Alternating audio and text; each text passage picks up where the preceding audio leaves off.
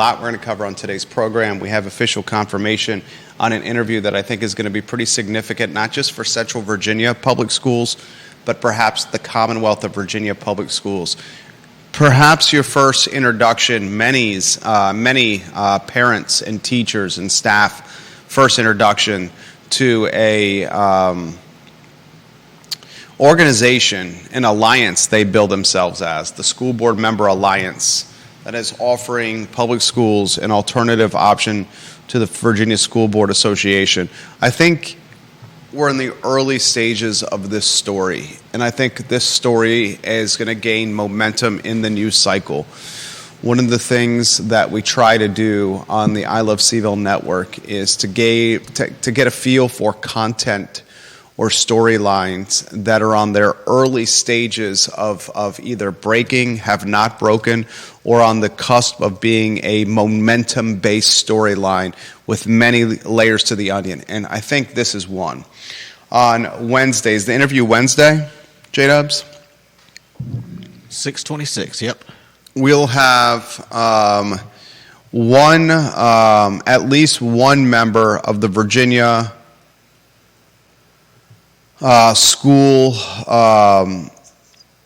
the Virginia School Board Member Alliance, and we may have the executive director as well. We're working on the executive director, and we're going to utilize this interview opportunity to give the VSBMA, that's their acronym. I hate acronyms personally, so I'm just going to call them the Virginia School Board Member Alliance, a chance to tell the Commonwealth, tell Central Virginia what they can offer public schools if they are currently disenchanted with the Virginia School Board Association. And we've seen 5 schools, thank you Jenny Hu for sending us that list, that have currently pieced out of the VSBA, and our prediction is more will follow. With these types of stories, you generally get more participation, the more people entering the fray as participation numbers increase.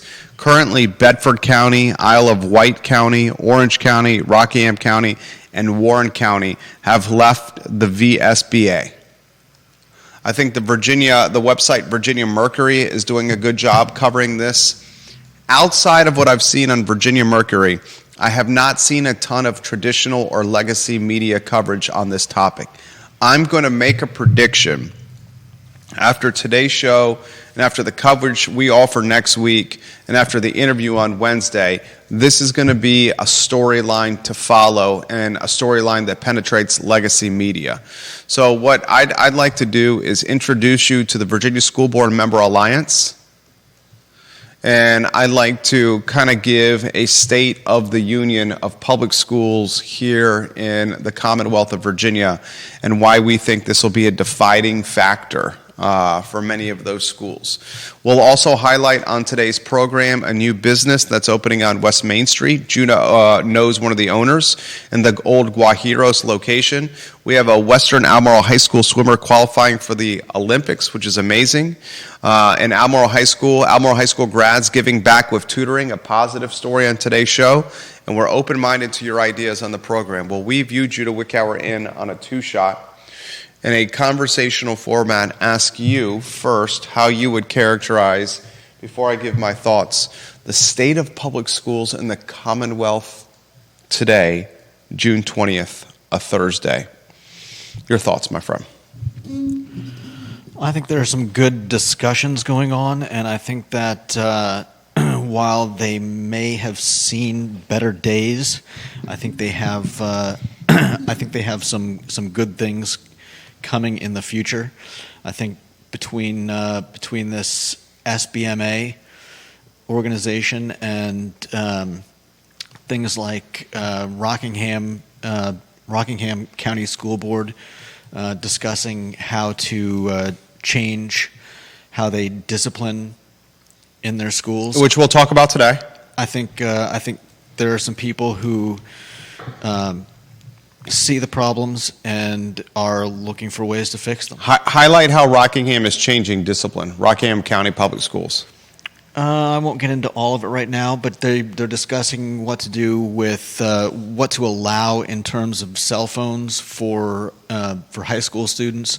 I believe cell phones have to be left. Cell phones are not allowed in earlier grades, but Which is bananas. It shouldn't be allowed in any grade. But go ahead. They have still allowed them in the halls and the lunchroom in high school, and there are some people that say, look, you can talk to your friends during lunch. We don't want you on your phones. Which is the way it should be. You've got potentially forever to answer a text, but missing out on personal interaction with friends and classmates, even just during lunch, is something that we shouldn't be giving up for our kids. I think we're starting to see a clear divide in Virginia with public schools on how to teach students, what to teach students, how to manage students, how to reprimand and hold students accountable. Yeah. Clear divide on curriculum, a clear divide on politics, a clear divide on sexuality, a clear divide on screen time, a clear divide on school resource officers, and a clear divide on metal detectors. It's no secret that school boards in the Commonwealth, and it's not unique to Virginia, it's in every state. We just happen to live in the Commonwealth. It's no secret that Commonwealth school boards have become hotbeds, lightning rods for political activity, political promotion, and folks utilizing school boards to spring or trampoline into other offices. They start at the school board level and they jump into other offices after gaining some experience in a 4-year term in a school board capacity. What we do not want, or what should not happen, is the ideologies, the beliefs, and the politics of these elected officials who are paid very meager dollars, school board members, to infiltrate or corrupt hallways, curriculum, schools, teachers, students. And that's unfortunately what is happening. So many parents have seen that their respective schools, and please get lower thirds on screen, so many parents have seen that their respective schools have become landmines for politics. And this new association, which we will introduce you to on Wednesday, the Virginia School Board Member Alliance, is looking to do perhaps a more neutral, a more politically agnostic, if you may,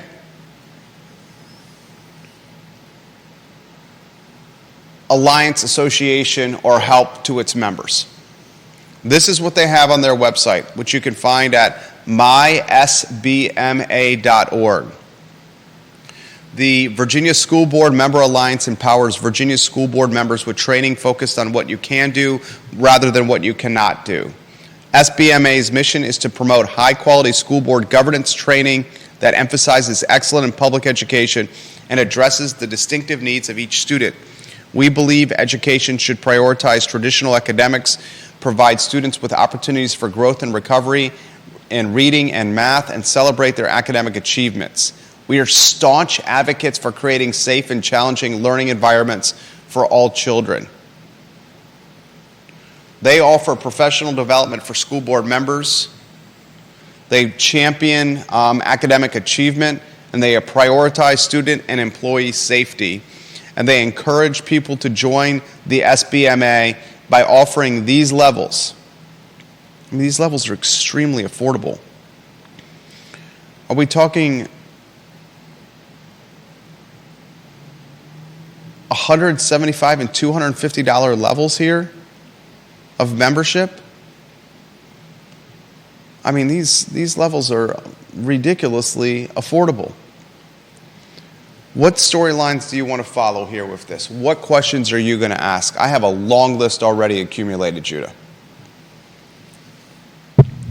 I think what I want to know is how much this will affect what actually goes on in schools, how they choose to teach, how they choose to organize their classrooms.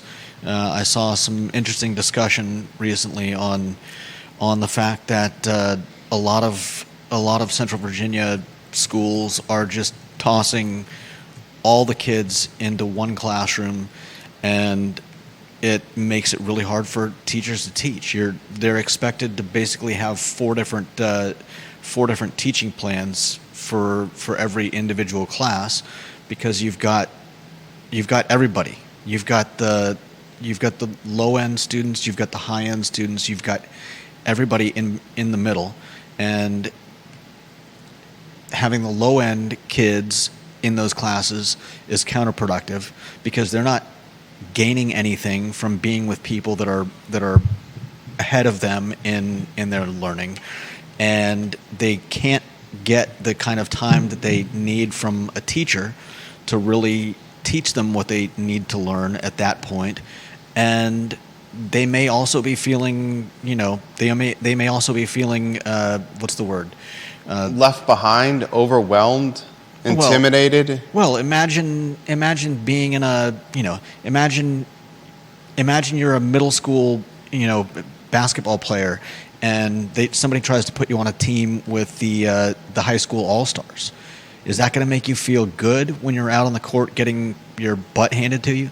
I don't think the SBMA, the School Board Member Alliance of Virginia, is going to be offering much guidance on the positioning of academically talented and students with overachievers with underachievers. Is that more of a state mandated thing that they can't affect? I think what you're looking at with this Virginia School Board Member Alliance is more back-end infrastructure and support. I think the Virginia School Board Member Alliance is going to offer public schools that want perhaps a more politically neutral approach to governing their respective school division. They're going to say, consider us. We're going to provide similar infrastructure that the Virginia School Board Association does, but we're going to do it potentially without the politics.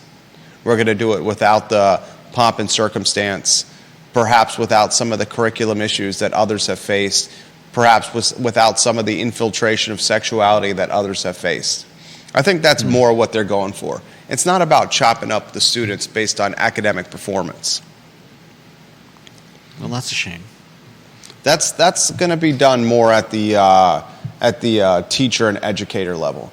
And the unfortunate nature... I don't think teachers have any control over how their classes are put together. And that was what I was going to say. And on the unfortunate circumstance of what's going on right now is there's so many students and such few teachers that square pegs are being put into round holes. And then that's why when you have a group of students in a classroom that may not be cohesive of where they are performance-wise. They may not be on the same academic track. I certainly agree that having overachievers, middle achievers, and underachievers in the same classroom is troubling for all three groups. But that is the nature, a lot of what we're dealing with in schools today. But couldn't it be said that a lot of the problems with teachers leaving is because of stuff like this? I think that's part of it. I think violence is the other way around. I think the primary reasons teachers are leaving is because they're underpaid and overworked. I think that's the primary reason teachers are leaving. They are not paid enough money for the value they provide, and they're asked to do more with less. I think the second reason teachers are leaving is because of safety, violence, and just quality of life. I think the third reason teachers are leaving public schools or are disenchanted with the profession is because the I don't want to use the word volatile nature, but the tumultuous relationship with some parents, the lack of support from administrators. I think one of the aspects that teachers find frustrating is they're teaching a broad cloth of students in in one classroom, but I wouldn't characterize that as a top 5 or top 10, top 5 reason why we're seeing a teacher shortage. Primary reason for teacher shortage is underpay, overwork. Sure, but that's always been the case.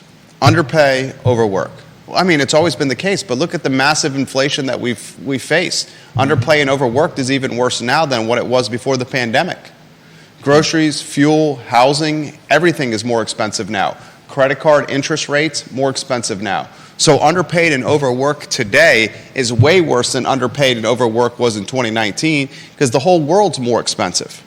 Furthermore, we saw out of the pandemic a student body, and it's public or private, it's homeschooling. We saw kids come out of the pandemic, impressionable minds, seriously impacted, and we're still navigating that cause and effect. I was watching a clip from, I think it was Saturday Night Live, and it was Woody Harrelson was on Saturday Night Live. And he had some Recently? commentary that was extremely compelling to me. He said this in his monologue, his stand-up, and I'm going to paraphrase what he said. He said, imagine a world where the biggest drug cartels in the world, the most powerful drug cartels in the world, buy the media and buy the politicians and utilize this influence with the media and politicians by buying commercial campaigns and by donating to the most powerful politicians out there, influencing them to get the entire country to go on lockdown and take a medicine or take their drug to drive revenue to their bottom line. Most powerful drug cartels in the world buy media, buy politicians, and the media and the politicians get folks to do a certain change of human behavior and to take the drug cartel's drug on a regular basis. And that, in a lot of ways, it's a very simple form, but that in a lot of ways is what happened with COVID. We still have COVID out there, right? One would presume. People are still getting COVID. People are still testing positive for COVID. What's the difference between now and then? A little more understanding of what COVID was. We all know now today that COVID was exploited for political purposes. We all know that. And Harrelson's point was this: those most powerful drug cartels are not Colombia or drug lords in Mexico or South America. They're the publicly traded companies that we see on stock market exchanges. Yeah. And they're the drug cartels that provide the medicine for you and I to take on a daily basis, our kids to take on a daily basis. The medicine we see on the shelves at CVS or Walgreens. So his nutshell was this, his premise was this: the pandemic, we are still navigating the cause and effect of what we did for 2.5, 3 years.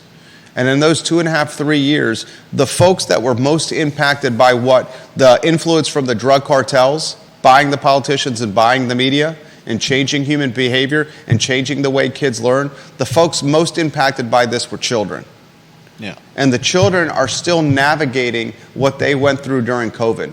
And part of that navigation is struggling in schools and classroom, whether that's socialization, whether that's learning, whether that's reading, whether that's writing, whether that's arithmetic, whether that's just paying attention to teachers, whether that's dealing with the navigation, a drug addiction to screens. What did we do during COVID? We told kids to stay home and not learn with their peers, further driving the addiction of screens. When you tell kids to stay home for 2.5 years and to learn through a screen as opposed to in a classroom in a regular setting, you are driving an addiction to screen time. I've seen it with our 6-year-old. I've seen it with other kids. I've seen it with me. How many people, when they don't have their phone or can't find their phone, have ridiculous anxiety and are like, where's my phone? What's my phone? I was talking with Susie, the attendant at Bel Air Market, fabulous lady. Outgoing, pleasant, just a kind lady I encounter often at Bel Air Market, the Tiger Fuel. Susie, you're the best. I hope you hear this. And Susie and I had this conversation yesterday at the checkout line. She said, you know what, Jerry? Yesterday when I left work, I realized I forgot my cell phone. and I was 10 minutes from work, stuck in traffic, and there was not a chance in hell I could go back and get it. I didn't get my cell phone till the next day. And for a second, I was nervous and had anxiety about it. But then I said, there's nothing I can do about it. And then she said, you know what happened to me? Nothing bad. Nothing at all. I went home and I was more present. I woke up and I was more present with my family and friends. That's good. And when I got home, my cell phone was right where I left it. Mm-hmm. In today's world, whether we want to admit this or not, the drug cartels that purchased our politicians and bought the national media with television, radio commercial, SEO, pay-per-click, social media campaigns that influenced the most powerful people in the world by buying them and by ramming commercial commentary or call to action messages on televisions and radios and on computer and social media feeds, encouraging or influencing all of us to change our human behavior from learning in classrooms or eating out in restaurants or shopping in mom and pop places, learning in traditional settings, changing that behavior and forcing us all to lock down. The people most damned by this were the kids. And these kids are still trying to figure it out. Still trying to figure it out. Okay. And because they're still trying to figure it out, collateral damage is teachers having to deal with these impressionable minds still trying to figure it out. I think some of that is fair, though. We're gonna reach a point where all of the kids that were affected by COVID are out of school, and then we're going to be left with the question: is something still wrong with the schools? COVID may have hurt our kids as students, but I'm not sure what you're saying here. I'm saying eventually we're going to reach a point where we can't fall back on COVID as an excuse for why our schools are not teaching our students in the most efficient, the most potent way possible. We are, a year and change removed from the pandemic? More or less. It More started for some in people, less for others. It started in March of 2020. Yeah. Students finished, I believe, the second semester in 2020. Went into summer when the lockdown started happening in 2020. The school year, fall of 2020 and spring of 2021 was disastrous. 2022, people were getting fed up and frustrated and saying enough already, but still that school year was impacted. Yeah, 22, 23. 22, 23. We're not that far removed. I know. And we have left the pieces to be picked up by the educators. Yeah. And these same educators said, the job was hard enough already. Mm-hmm. And now the job today is this. We're picking up the pieces from a pandemic. We got no extra money despite the job being harder. And the cost of living of everything we're experiencing, 12 to 14, 15, 16% more, depending on where you live. And that's probably light. Who wouldn't be burnt out, or who wouldn't think of quitting, or who wouldn't look to reinvent themselves professionally? Tom Stargell, I'm going to get to your comments here in a matter of moments. He's an educator from Albemarle, Golden Apple Award winner. He's got some comments. I'm excited for the interview on Wednesday. I'm excited to ask this question, and I would bet you $10 they watch this show for preparation, if they're not watching right now. They reached out to us about doing the interview. Yeah. I'm going to ask this question. What is it that you're going to offer that the Virginia School Board Association is not?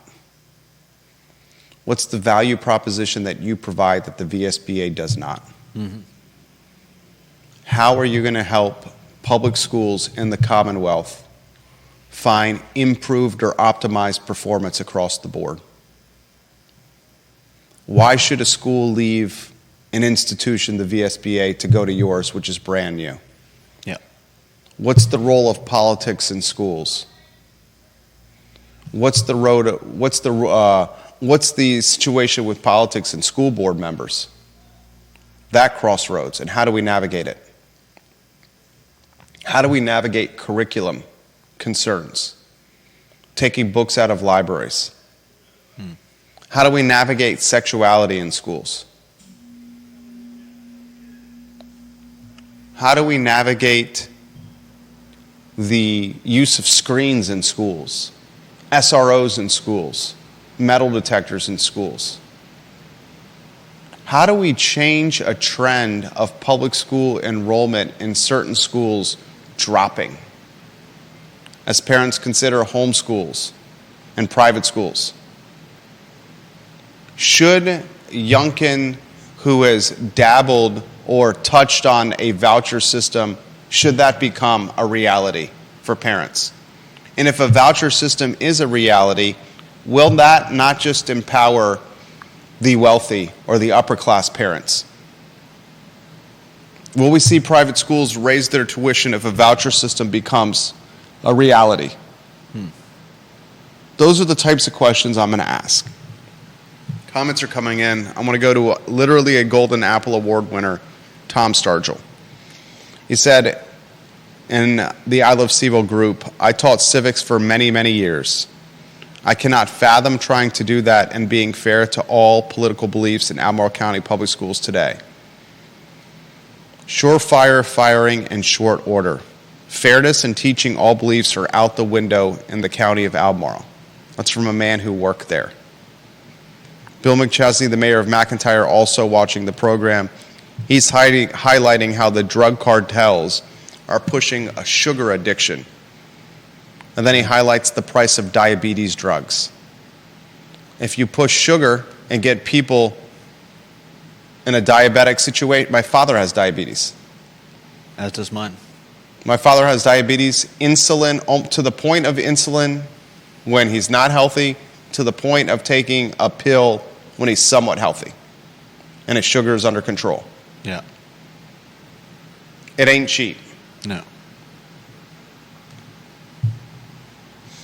Let's go to Twitter. Let's go to number one, Deep Throat. He says this: the VSBA is feeling the heat. Check out what's on their front page.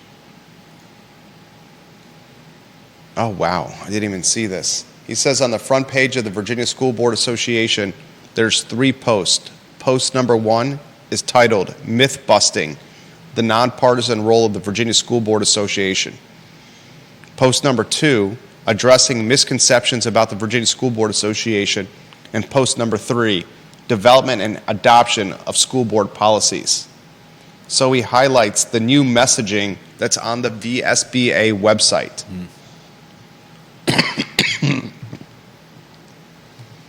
Thank you for sharing that. He says, I think a big difference is actually not in service to school boards, but what they do under the advocacy rubric.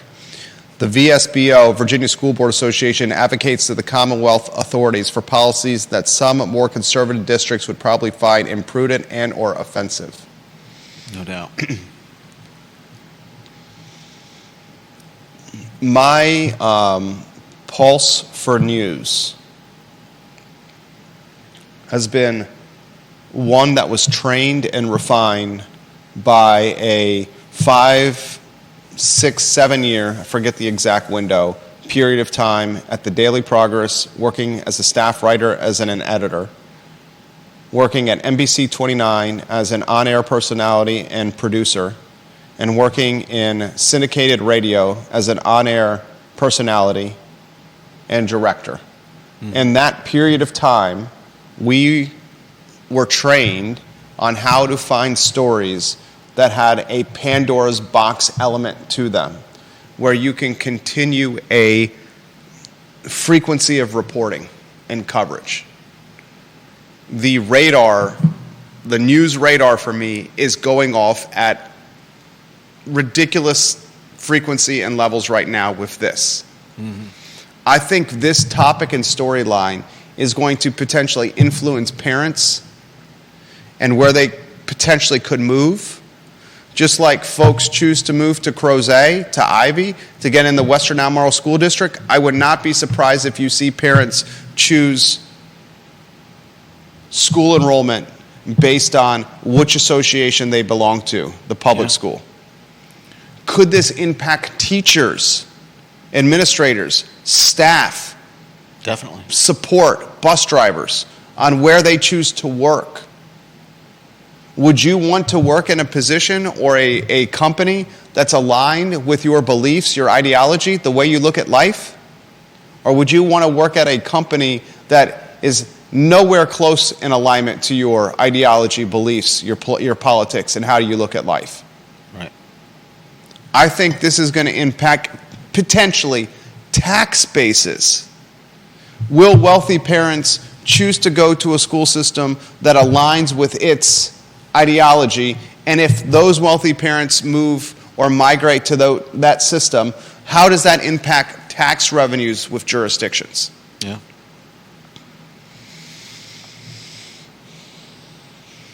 I can't wait. Mark your calendar.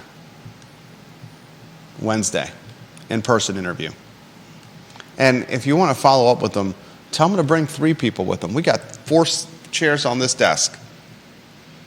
Yeah. They can bring executive director and support staff if they want. Now, you wanted to highlight on the program the impact of what Rockingham is doing with discipline. If you want to get that lower third on screen, Rockingham County discussing discipline in schools. I think this is a great discussion for not just them, but any school to have. I think a lot of schools have been too lax. I think they don't really know what to do with kids in some cases. One of the other items in our discussion is ensuring that only one person enters single-use bathrooms in schools. How to handle students who curse at or speak derogatorily towards teachers. I don't know what the percentages are of reasons for teachers leaving the profession, but I think having kids coming into class and cussing you out, or just using that type of language in general at all times has got to be one of the reasons that teachers are deciding to cut their losses and find another career. And I think it's great that Rockingham County is discussing these things, what to do with phones, as well as we mentioned. In my ideal setting, as a parent of 2, in my ideal setting, I'd like to see, and this is going to irritate some parents who will say this: our kids should have their phones because of safety issues if there's an active shooter in the school. I think that's far reach and a stretch. I don't see how that argument holds a single ounce of water. Same with me. I think that's a straw man's argument. I see a perfect scenario that could be accomplished of phones not on your person. They have these phone pouches, clear bags, where some schools are insisting their students put their smartphones in these clear bags.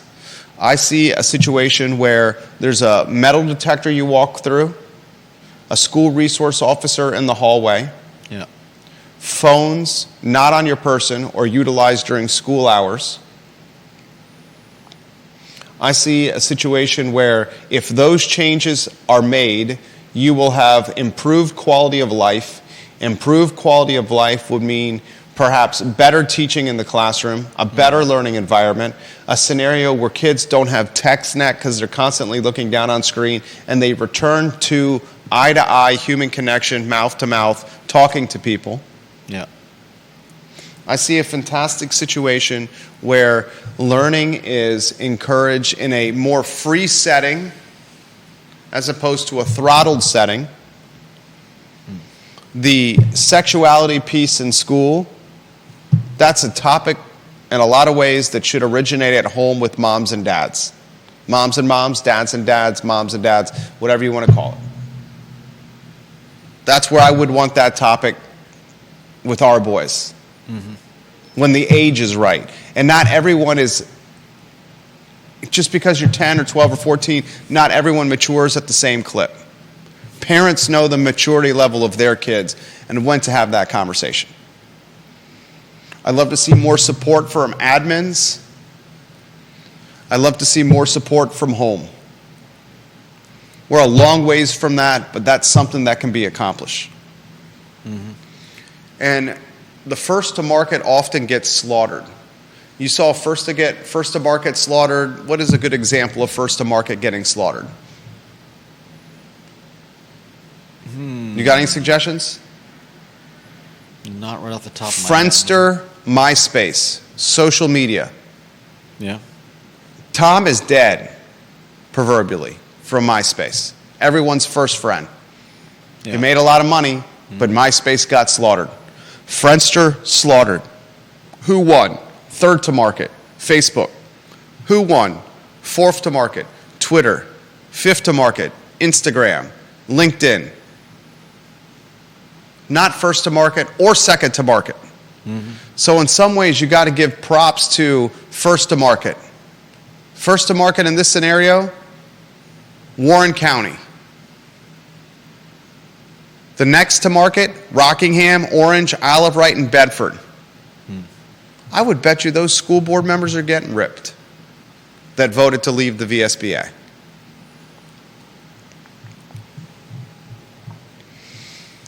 But with the advantage of perspective, I would bet a lot of people are going to be like, maybe they were right. Yeah. All right, that's about 45 minutes at schools on a Thursday. A couple of items out of the notebook, including one that's close to Judah's personal network. If you want to get the Ethos Wine and Tea coming to the old Guajiros spot, lower third on screen, the show is yours, Judah. This is an interesting spot to open a wine and tea bar. Yeah. I don't really know the person very well. In fact, I don't know that I've ever met her, but I do know who she is because of her association with my dad and his partner. I can't wait to see what they do with this place. I believe they're working on construction right now, making some changes, and it'll be exciting. I think we need set the stage for what the business is. That's the first thing. The who, what, when, where, why.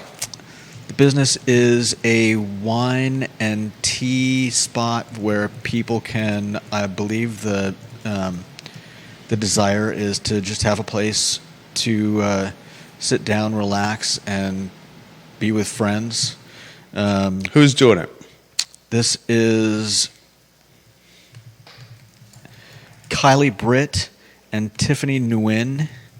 They're the ones bringing the Ethos Wine and Tea to the Charlottesville community. Okay, so that's the who, what, when. They are, let's see, when would be, I believe, early... Sometime this summer is what they said. They didn't want to put in exact data when they were going to do it. Yeah. Why? Who are first? Nope, next one's where. This is the basic premise of how you put a news story together. Everyone learns this in Journalism 101. You are doing news here. Who, you've covered. What, you've covered. Where? Where is in the old Guajiros spot on West Main Street. And then the why. Why? They want to share their values of community with us. They want a space where you can have delicious wine or tea, and also a gathering place for fostering connections in the neighborhood. I think it'll be exciting to watch the development and see how this progresses. What do you think of the spot they chose to do it? I think it's got potential. Guajiros certainly used it to its utmost and did a great job with the spot. Whether or not you think that West Main Street is a good spot for businesses, I believe it could be a little more inviting. I think all of Charlottesville could be a little more walkable, which would help all the businesses. But I think it's a nice spot. It's got a great little balcony. Not concerned about parking. I'm always concerned about parking in Charlottesville, but they've got there's a pretty big lot right behind them that could certainly be used. I've parked back there, as long as you don't mind a few stairs. All right, we'll follow it closely. Not concerned about a business in industry that has headwinds. What business doesn't? How's this different than the T-Bazaar in the downtown mall? I don't know yet. I wish them the best of luck. Mm-hmm. I think it's going to be all about the execution. I think the spot, Guajiros, did prove you could be successful there, but we also saw Parallel 38 struggle there. We saw Latois close there. How long was Latois there? Latois was there for a while, but they had the benefit of catering. Maybe it's their bread and butter business and something they're still in right now. That West Main Street corridor, you got to do something to stand out so you don't get lost in the shuffle. Yeah. Daniel Kaufman's doing that very well with the public. All right, we'll see it this summer. I wish Ethos Wine and Tea tremendous success. 2 items out of the notebook. We got a Western Albemarle High School swimmer that's qualified for the Olympics. I mean, that is an amazing story. Yeah. 17 years old. 17-year-old swimmer from Western Albemarle High School qualifying for the Olympics. You got the who, what, when, where, why there? Oh, let's see. It's the who is Thomas Heilman, a student from Crozet, attending the aforementioned Western Albemarle High School, qualifying for the Paris Olympics. Absolutely amazing. 17 years old. What was the stroke? What was the what? The stroke? The stroke was the 200-meter butterfly. Tough stroke. He was in the U.S. Olympic swim trials at Lucas Oil Stadium in Indianapolis. I have no idea what is a good or bad time for swimming, but he got 1:54.50. You're saying you have no idea if that's a good time? I mean, he edged out the next guy, so it's got to be a fairly He's going to decent the time, Olympics. Right? Yeah. So obviously that's a good time, right? Yeah, but I couldn't tell you what the, for instance. If you're 17 years old and you're going to the Olympics, that's a good time. That's fair. It's going to the Olympics. That's an amazing time. There's only a handful of Americans that are going to be swimming in this event. And then Albemarle, this is a positive story. Positive for the schools. Mm-hmm. Albemarle graduates giving back via tutoring. We had to get positivity in and there. And also planning on going to UVA. This is a great story. I mean, hardly surprising. Give them the stage. What? Set the stage. I thought I already did. The Albemarle High School grads giving back with tutoring. Oh. Hold on, let me grab the headline. I mean, this is just really nice, and positivity really shows that